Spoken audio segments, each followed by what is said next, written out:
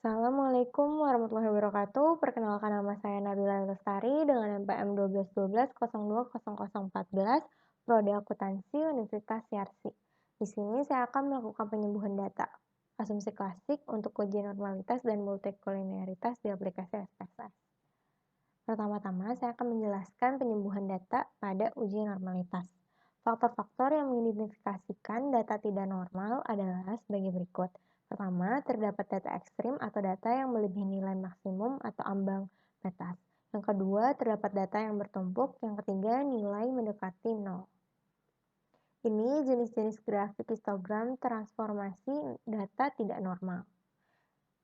Selanjutnya, di sini ada pengujian normalitasnya. Untuk melihatnya, sini bisa kita lihat di probabilitas dari Kolmogorov-Smirnov-Z statistik sigma. Jika sigma itu kurang dari 0,05, maka nilai residual dalam suatu regresi tidak terdistribusi dengan normal atau datanya itu tidak normal.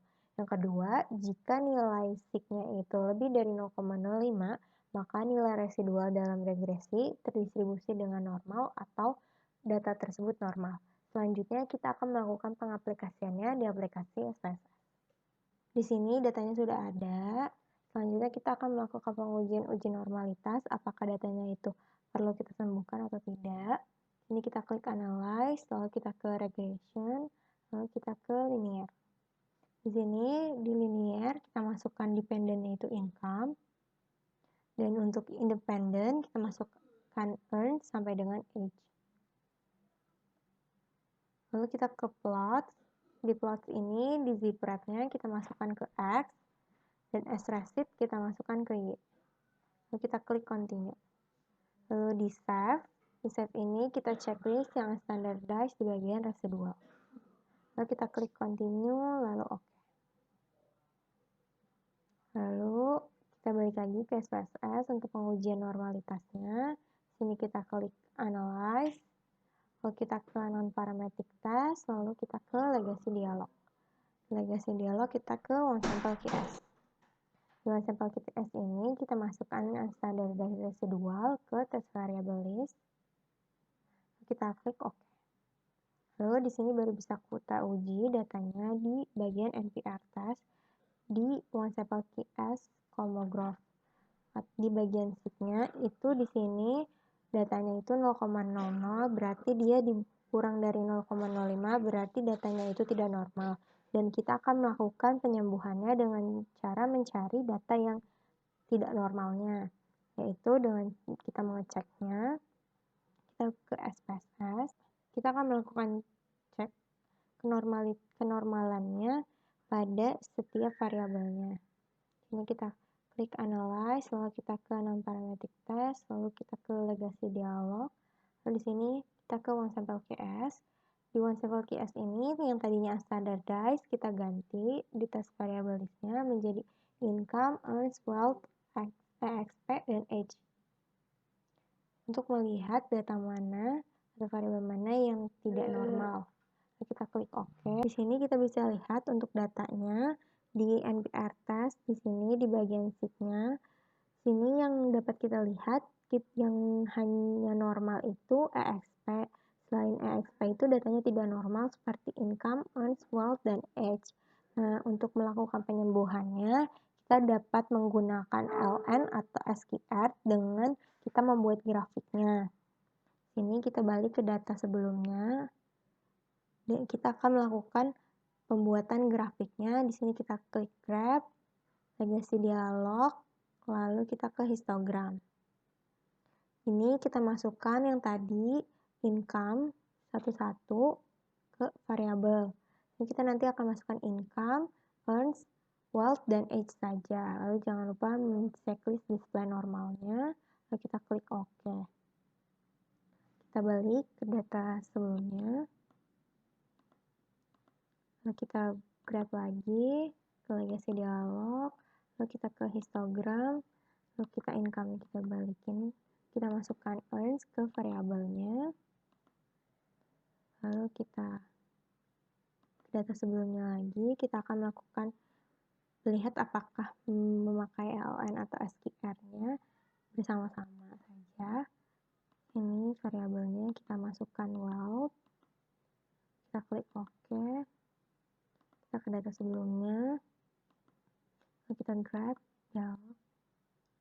histogram, lalu kita masukkan yang age ke variabel, lalu klik OK.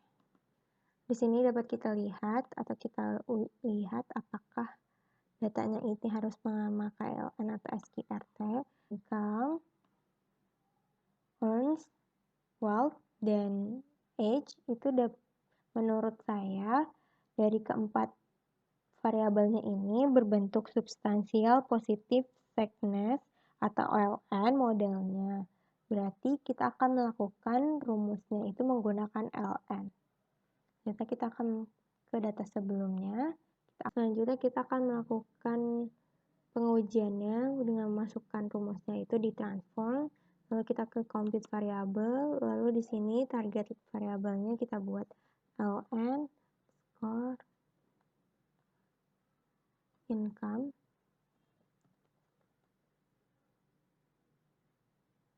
Lalu di functional groupnya kita klik yang all, kita cari rumusnya di fungsionalnya atau spesialnya. Kita cari LN di sini. LN, ini LN. Lalu kita pindahkan ke atas. Lalu kita masukkan income karena target variabelnya income ke numeric expression. Lalu kita klik OK. Ini sudah execute, kita balik lagi ke data sebelumnya. Sini sudah masuk datanya.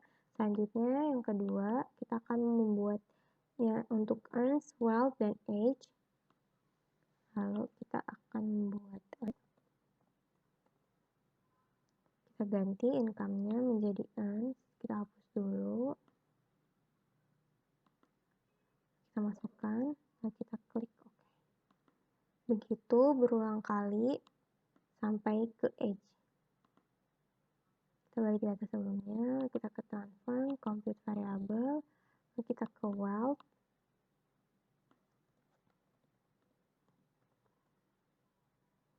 Kita hapus di sini earn-nya. Kita masukkan wealth ke dalam numeric expression, lalu kita klik OK. Kita balik lagi ke datanya, lalu kita ke transform, compute variable, kita ganti menjadi age.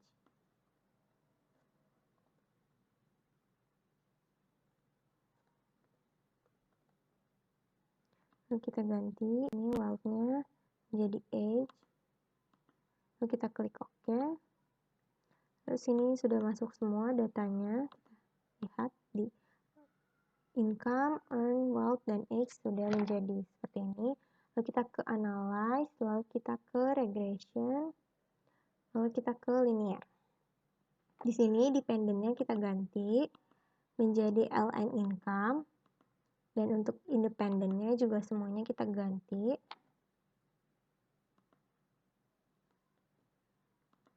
Menjadi LN earth, age, sama expect. Kita klik OK. Lalu kita ke datanya, kita uji datanya, kita ke analyze, non-parametric task, legacy dialog, lalu one sample QS. Ini kita pindahkan, kita uji yang test variablesnya, kita masukkan as standardize-nya, lalu kita klik OK. Lalu di sini dapat kita uji dan kita lihat di mana MPR testnya di SIG-nya itu datanya ini sudah sembuh, itu menjadi 0,071, yang tadinya 0,00 menjadi 0,071, berarti datanya sudah normal dan tidak memiliki data yang tidak normal. Kita lihat datanya, melihat apakah semua datanya, semua variabelnya itu normal. Kita ke analyze, kita ke non-parametric test, lalu kita ke legacy dialog, ke one sample QS. Kita pindahkan standardize-nya, kita masukkan yang income sampai age. Kita lihat apakah sudah normal. Tadi kan EXP sudah kita lihat datanya itu normal. Kita lihat data yang tadinya tidak normal, yaitu seperti income, earns, wealth, dan age, apakah sudah normal. Ini kita lihat, dan kita lihat LN income, earns, wealth, age-nya itu sudah normal di SIG-nya. Semuanya di atas 0,05, berarti datanya sudah kita sembuhkan atau sudah kita melakukan penyembuhannya dengan baik karena sudah menjadi data yang menjadi normal. Selanjutnya kita akan melakukan pengujian untuk penyembuhan multikolonialitas. Selanjutnya, sini ada penyembuhan data pada uji multikolonialitas. Uji multikolonialitas ini dilakukan dengan melihat nilai toleransi value dan variance inflation factor atau VIF pada tabel koefisien. Kriteria pengujian adanya multikolonialitas yaitu sebagai berikut. Dapat kita lihat nantinya pada kolom collinearity statistik pada tabel koefisien, di mana jika toleransi value-nya itu kurang dari 0,1 atau VIF-nya lebih dari 10, maka terjadi multikolonialitas. Tapi jika toleransi value-nya itu lebih dari 0,1 atau VIF-nya kurang dari 10, maka tidak terjadi multikolonialitas. Di sini solusi alternatif untuk mengatasi gejala multikolonialitas dalam model regresi. Yang pertama, dengan melakukan alternatif uji lainnya untuk mendeteksi gejala multikolonialitas dalam model regresi seperti uji korelasi. Yang kedua, dengan melakukan transformasi data seperti LN, log, lag, dan lain-lain. Yang ketiga, mengeluarkan variabel yang berkorelasi tinggi. Yang keempat, dengan melakukan outlier terhadap data ekstrim atau jika diperlukan maka boleh menambah sampel baru supaya sebaran data menjadi lebih bervariasi. Selanjutnya kita akan melakukannya di aplikasi SPSS. Selanjutnya di sini kita akan melakukan pengujiannya. Kita masih menggunakan data yang sama seperti uji normalitas yang tadi. Lalu untuk pengujiannya, untuk uji multikolonialitas, di sini kita klik analyze, lalu kita ke regression, lalu kita ke linear. Di linear ini dependennya kita pindahkan dulu yang ln-nya ini, semua yang di independen juga. Lalu untuk multikolonialitas income-nya kita masukkan dependent, dan untuk earned, wealth, XP, dan age kita masukkan ke independent. Kita pindahkan ke dependent, lalu kita ke statistik. Di statistik ini jangan lupa kita checklist yang collinearity diagnostic. Sini kita checklist, lalu kita klik continue. Lalu kita klik OK.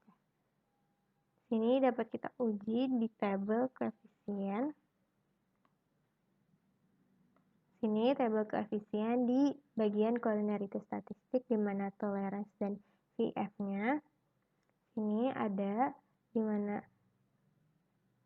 earns, wealth, dan XP dan age-nya ini. Di tolerance-nya ini untuk earns wealth, ini lebih dari toleransinya ini lebih dari 0,1, berarti tidak ada multi-call, dan VF-nya ini kurang dari 10, di mana earn-nya ini 1,551, wealth-nya ini 1,51, berarti untuk earns dan wealth ini tidak ada multi-call. Dan untuk XP dan age dapat kita lihat nilai toleransinya dan VF-nya itu untuk toleransinya ini kurang dari 0,1 dan VF-nya ini lebih dari 10, berarti terdapat adanya multikolonialitas karena kedua datanya ini saling berhubungan. Jadi nanti harus kita pilih untuk nantinya kita lakukan penyembuhan multikolonialitasnya. Selanjutnya kita balik lagi ke data sebelumnya, kita ke analyze untuk membuang yang tadi nilainya yang terlalu besar dari kedua yang tadi XP dan age karena mereka datanya saling berhubungan. Di sini saya akan melakukan dengan menggunakan XP, jadi age-nya saya buang. Lalu kita klik OK, kita lakukan pengujian apakah datanya sudah menjadi normal, kita sembuhkan. Sini kita lihat di tabel koefisien dan di bagian collinearity statistik, di bagian toleransi dan VF. Untuk earns dan wealth tadi kita lihat juga itu datanya ini normal.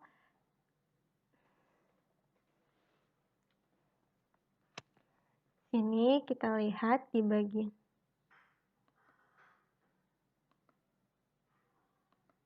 ini dapat kita lihat untuk penyembuhannya di tabel koefisien di bagian collinearity statistik, di toleransi dan VF. karena tadi Earnst dan Wild-nya dapat kita lihat di sebelum penyembuhannya itu mereka tidak ada multi-call, berarti kita lihat di EXP, di sini toleransinya ini menjadi lebih dari 0,1 yaitu 0,702 dan VF-nya ini kurang dari 10 yaitu 1,425 berarti tidak ada multi-call. Karena nilai EXP dan H itu saling berhubungan yang menjadikan keduanya itu nanti kalau kita uji itu terjadi multi-call, makanya kita buang salah satunya agar tidak ada multi-call-nya. Seperti itu untuk penyembuhan uji multikolonialitas. Sekian penjelasan dari saya untuk penyembuhan uji normalitas dan uji multikolonialitas. Mohon maaf apabila ada kesalahan kata. Wassalamualaikum warahmatullahi wabarakatuh.